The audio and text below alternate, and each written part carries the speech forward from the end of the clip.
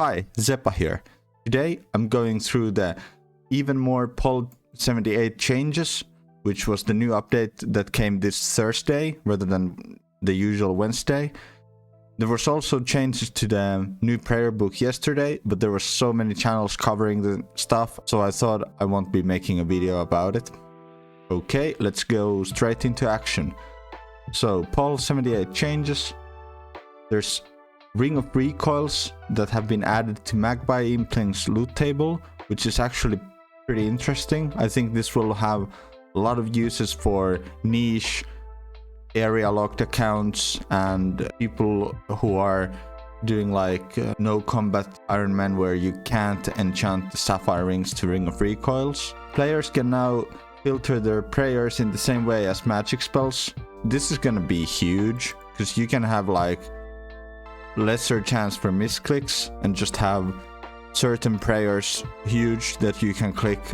I think this will make a huge difference in PvM especially. Reduce the cost of Abyssal Dagger's special attack from 50% to 25%.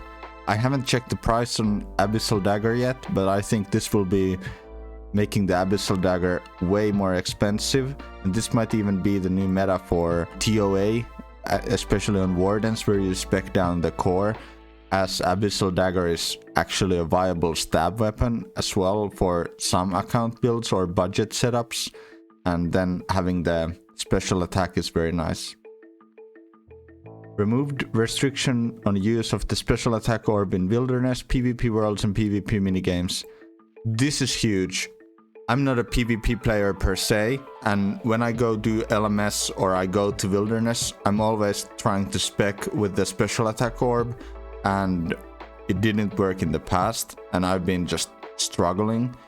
I know this will change a lot of the meta in PvP. If you have done the old-fashioned way, I think you should just keep doing it, and people are great with one-ticking stuff, so yeah, this will be nice for newer players.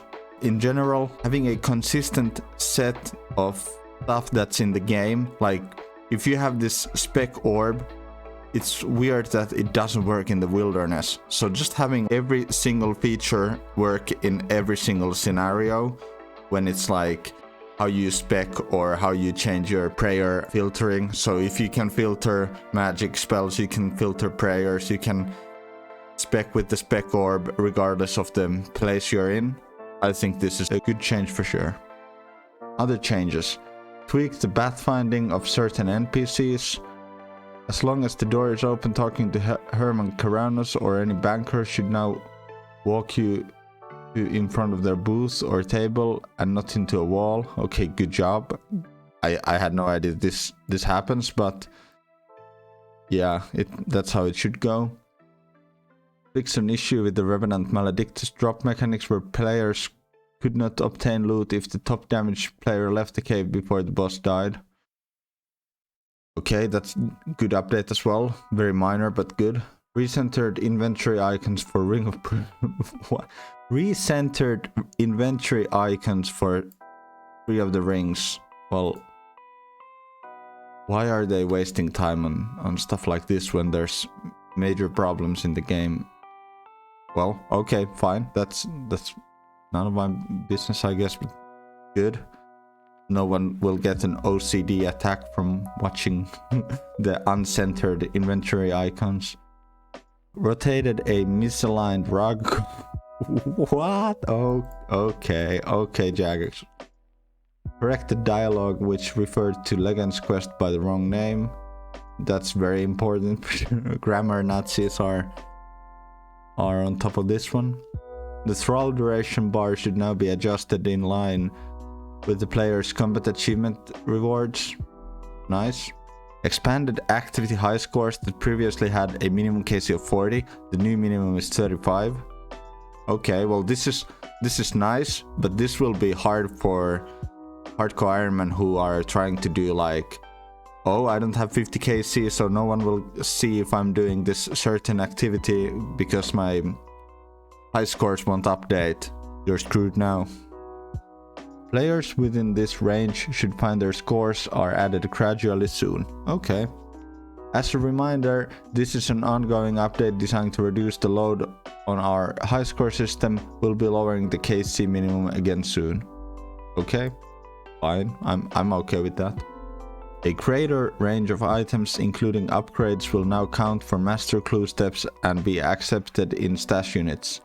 Climbing boots G, Abyssal Tentacle or the ornament kit one instead of a whip, Guardian boots instead of a bandage boots, climbing boots G. Okay, the Abyssal Tentacle can be accepted, yeah, for the master clue as well. Guardian boots, primordial boots instead of dragon boots.